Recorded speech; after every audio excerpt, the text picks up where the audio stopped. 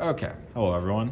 We're doing just a brief video for this is specifically for our circular cylinder lab in the wind tunnel. And surprise, surprise, we have a cylinder. It has a circular cross section in the wind tunnel. It is mounted on our turntable, so we can theoretically rotate it, but it's a cylinder. It looks the same no matter which way you rotate this. So we're going to just leave this centered in the wind tunnel. But the important thing about the cylinder is it has a whole bunch of pressure ports on the surface. You can actually see some of them are numbered. So this is port number 15 right here. This is port number 20. Oops, sorry. See if I can get it to focus on that real fast. There we go. Port number 20 over here. And then obviously they wrap around, right? So port 1 is actually at the back of the cylinder. Ports, 1 through 4 and 20 through whatever are at the back of, 1, and then it starts to wrap around the far side of the cylinder, top down, counterclockwise, until eventually it wraps back around 15, 16, 17, 18, 19, 20, 21, 22, 23, and 24. We are using all 24 pressure sensors we have available for this lab. So, what are we doing in this lab? Well, we're measuring pressure around the circumference of the cylinder, but why?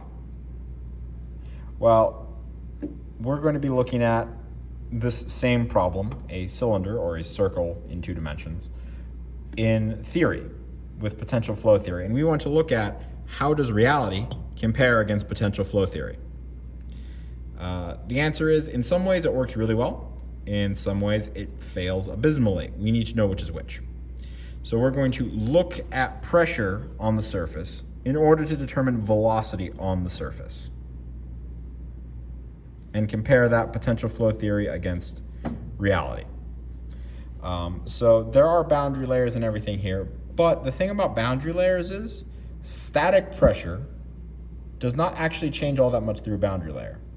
So by looking at the pressure here at one of these holes, we can effectively look at the same static pressure that's at the edge of that boundary layer. And if we use Bernoulli's principle, we can figure out what is the velocity predicted on the surface of the cylinder. Now that will also break down at some point. You'll see that that's not going to be true for all of these ports, but it'll be true for a significant number of them. And that's another limitation that we want to look at. So we're going to look at all 24 pressure sensors. Let me go ahead and close up the wind tunnel here real fast. We're going to look at all 24 pressure sensors, and very briefly, you'll all see this in person, but I just want to give you an idea so you can kind of think on this in the meantime. If we look at our pressures, and let's go ahead and zoom in a little bit here.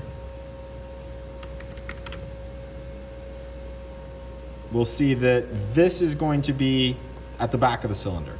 This is also at the back of the cylinder. The center is at the front. So let's just speed this up a little bit.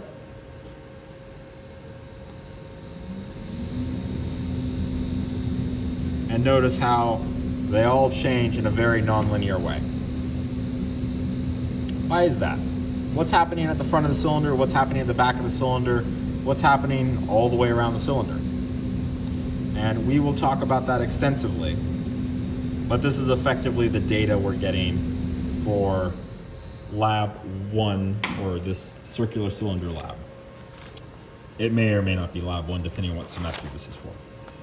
So bear with me just a second here.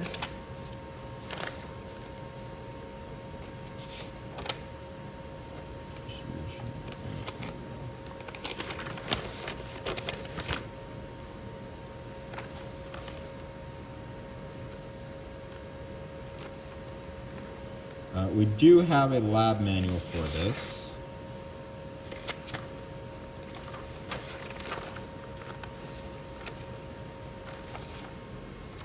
Yes, it's pretty short. Oop, sorry, 1 second. There we go. We do have a lab manual for this. It's pretty short.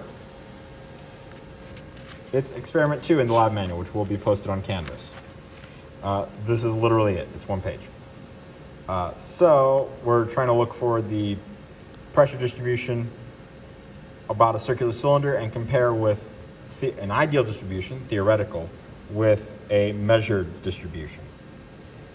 So the procedure, this has already been installed, and it will be installed for you guys because it's a pain in the neck connecting all 24 of those things. So this is already installed in the wind tunnel. We won't need to install it. It'll just stay there. But there's going to be some derivation involved and looking at the data, and we're effectively going to test it at different speeds. So we're going to run up the wind tunnel to about 40 miles an hour, take data, 60 miles an hour, take data. We're probably not actually going to do 70 because 70 will be really freaking loud. So what we might do is like 30, 40, honestly, these values might change. They will change. We're going to use different velocities, but we're going to test this at different velocities and see how the pressures change. That's it. Short and sweet. This is a really short lab, which is why we can get going on it so darn fast for this semester. So that said, I will go ahead and leave this here, and you'll see this in the lab in the not too distant future.